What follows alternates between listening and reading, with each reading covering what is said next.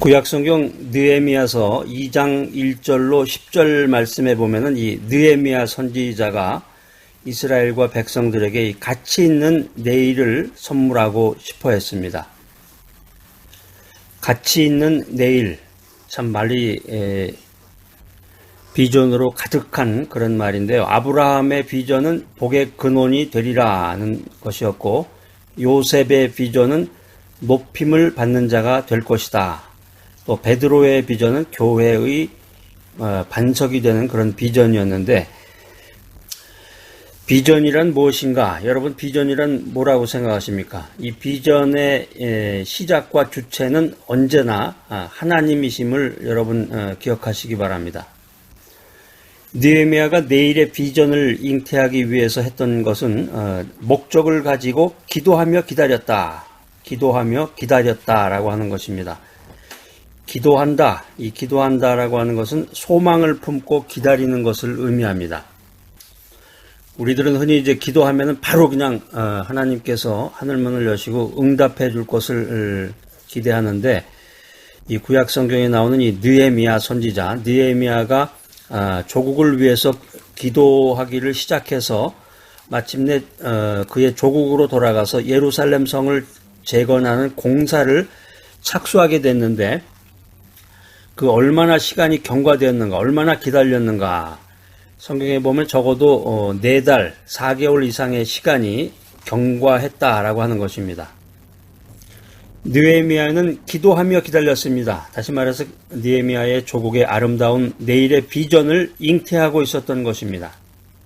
성경은 기도가 무엇이냐? 성경은 기도란 시간과 함께 열매를 맺는 것이다, 이렇게 정의하고 있습니다. 신약성경 누가복음 18장 1절에 보면은, 1절 이하에 보면은 주님께서 기도를 가르치면서 이런 말씀을 하십니다. 항상 기도하고 낭망치 말아야 될 것을 교훈하면서 기도하고 믿음으로 기다려야 된다, 이런 메시지를 전하고 계십니다. 우리가 이런 의문을 갖게 됩니다. 이런 질문을 하게 되는데, 왜 주님 기도할 때 바로 그냥 응답해 주시지, 왜 이렇게 질질 끄세요? 왜 주님께서는 당장의 응답보다는 이 기다림의 과정을 거치게 하시나요? 여러분도 그게 굉장히 궁금하시죠? 그 중요한 이유는 뭐냐면은, 응답도 중요하지만 응답 자체보다도 기도하면서 우리가 이 하나님과 인격적인 관계를 맺어야 된다라고 하는 거죠. 기도라는 것이 단순히 두 손을 모으고 눈을 감고, 두 눈을 감고 하나님께 기도드리는 그거 자체가 아니라, 기도라고 하는 것은 관계라는 거죠. 관계. 하나님과의 인격적인 관계다.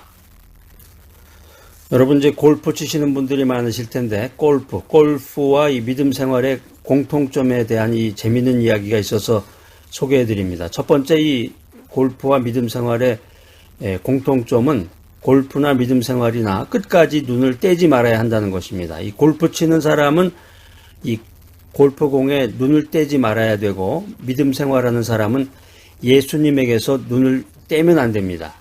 두 번째는 골프 칠 때 머리를 들면 안 됩니다. 그러니까 골프 치는 사람이 벌써 자세만 봐도 우리가 알 수가 있는데, 골프 칠 때 머리를 들면 안 되는데, 이 머리를 들게 되면 자세가 나빠지고 골프공을 정조준에서 맞출 수가 없습니다. 믿음 생활에 있어서도 머리를 들지 말고 늘 낮은 자세로, 겸손한 모습으로 섬김의 자세를 가져야 합니다. 우리 주변에 보면은 교회에서 직분을 맡거나 목회자들 가운데서도 굉장히 많은 사람들이 이 겸손한 모습으로 섬김의 자세를 갖지 못하고 교만한 마음으로 머리를 뻣뻣하게 그렇게 들고서 사람들을 대하는 그런 모습을 많이 발견하게 됩니다. 우리 믿음의 사람들에게 있어서 이 교만과 이 자만심이라고 하는 것은 믿음 생활에서 가장 큰 장애물이다라는 것입니다. 세 번째 공통점은 어깨에 힘을 빼라는 거예요.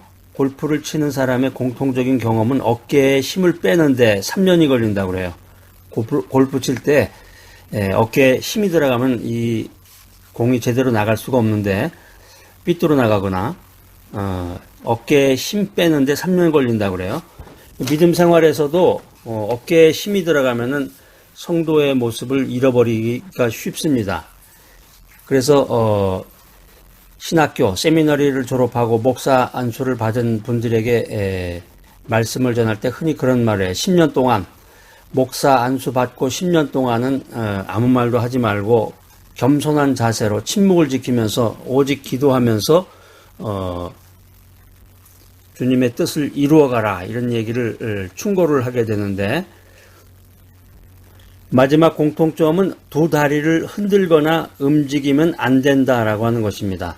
골프 칠 때 다리를 흔들면 이게 정조준이 안 되거나 공이 제대로 나가지를 못하죠. 두 다리를 견고하게 해주는 것이 안정감을 주고 공을 멀리 나갈 수 있게 해줍니다. 이 믿음 생활을 잘하는 비결도 이 마음의 중심을 지켜야 된다. 또 말씀 안에 굳건히 서서 말씀대로 살아가야 된다라고 하는 것입니다. 그래서 우리들의 이 믿음 생활이라고 하는 것은 하나님의 말씀이 삶의 원칙과 중심이 되는 것입니다. 뭐 다른 게 없어요.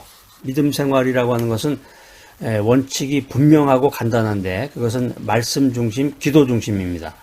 그래서 기도를 통해서 성령 충만, 또 복음 전파, 그리고 하나님께 영광을 돌린다라고 하는 것입니다. 오늘 이 귀한 메시지 들으시는 여러분들도 믿음 생활하는 가운데서 하나님의 말씀이 삶의 원칙과 중심이 되고 기도하며 기다리는 귀한 믿음 생활을 하시는 여러분들이 되시기를 바랍니다. 구약의 위대한 선지자였던 느헤미야는 내일의 비전을 잉태하기 위해서 기도하며 계획했습니다. 기도하며 계획하라. 느헤미야서 2장 1절로 10절 말씀에 보면은 이 느헤미야는 자기가 모시고 있던 왕으로부터 기다리던 이 결정적인 질문을 받게 됩니다. 왕이 이렇게 말합니다. 내가 무엇을 원하느냐? 내가 무엇을 원하느냐? 이렇게 물었을 때 이 느헤미야는 이렇게 대답했습니다. 내 고향, 내 조국 이스라엘 땅 예루살렘으로 돌아가서 예루살렘 성을 중건하게 해 주소서. 아주 애국심과 믿음이 충실했던 그 느헤미야의 그 모습을 우리가 알 수가 있는데, 이 마음속에 품고 있었던 이 기도 제목을 왕에게 고하게 됩니다. 그랬더니 왕이 시간이 얼마나 걸리게 되겠느냐, 이런 얘기를 느헤미야에게 하게 됩니다. 그래서 느헤미야서 2장 6절에 보면은 느헤미야가 기한을 정했다고 대답합니다. 7절 이하에 보면은 이 공사의 완공을 위한 구체적인 도움의 리스트까지도 열거하게 되는데, 이 목록을 보면은, 이 성경에 나와 있는 목록을 보면은 이 느헤미야가 얼마나 치밀하게 계획을 했는가, 이것을 우리가 알 수가 있는데, 우리가 믿음 생활하면서 마음속의 소원, 이제 이것을 이제 하나님께 아뢰는데, 기도를 통해서 하나님과 영적인 대화를 나누게 되는데, 막연한 희망, 막연한 소망, 또 막연한 기도가 아니라 이 느헤미야처럼 구체적으로 기한을 정하고 치밀하게 계획을 해야 된다라고 하는 것입니다. 오늘 이 기도 내용을 보면서 이런 계획에 대해서 이 크리스찬들 가운데, 믿음의 사람들 가운데 서로 상반된 두 가지 입장이 있구나 하는 것을 우리가 살펴볼 수 있는데, 어떤 사람은 야, 기도만 하면 됐지 무슨 계획이 필요하냐, 기도원에 가서 그냥 금식하면서 기도하면 돼, 그러면 하나님께서 모든 걸 다 알아서 해줄 거야, 이렇게 말하는 사람이 있고, 또 다른 사람은 치밀하게 계획하면 됐지 무슨 기도가 필요하냐, 기도한다고 뭐 밥이 나오냐 떡이 나오냐, 그렇게 얘기하는 사람도 있어요. 그런데 진정한 믿음의 사람들은, 하나님 중심으로 인생을 살아가는 사람들은 기도하며 계획하는 사람이다라는 거예요. 기도하며 계획하는 사람이다. 왜냐하면 기도에서 비전과 계획이 태어나는 것이기 때문입니다. 그래서 이 땅을 살아가는 모든 사람들은 모두가 자기 나름대로 희망, 꿈을 안고 살아가는데, 이 희망과 꿈이 실현이 되느냐, 현실화가 되느냐, 그렇지 못하느냐를 결정하는 요소 가운데 계획이 있느냐 하는 거예요. 계획이 있느냐. 블루프린트. 무엇을 하고자 했을 때 거기에 대한 청사진을 가지고 있느냐 하는 것입니다. 주님을 위해서 헌신하고 싶어요. 복음을 전하고 싶어요. 막연한 얘기죠. 뭐 어디 가서 무엇을 어떻게 육하원칙에 따라서 언제 무엇을 어떻게 이렇게 구체적인 자기 나름대로의 그 블루프린트, 청사진, 계획서를 자기가 가지고 있어야 되는데 대부분의 사람들은 그냥 막연한 생각만 합니다. 그러니까 마음속의 생각이라든가 희망이라든가 그 기도가 응답이 되지 않는 거예요. 우리가 잘 아는 그 메가더 장군이 있습니다. 메가더 장군이 유엔 사령관으로 임명을 받았을 때 세계 평화라는 이 비전을 가지고 인천 상륙작전을 계획하게 됩니다.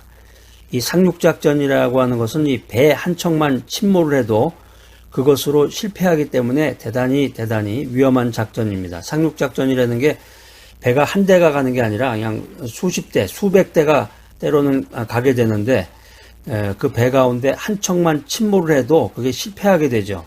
동시에 그것이 이루어져야 되는데